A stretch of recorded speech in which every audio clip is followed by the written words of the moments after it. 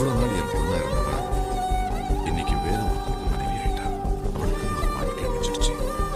ஒரு குழந்தை பிறக்கும்போது ஒரு அப்பாவும் கூடவே பிறக்கலாம். சின்ன சின்ன பாதங்கள். She was so cute.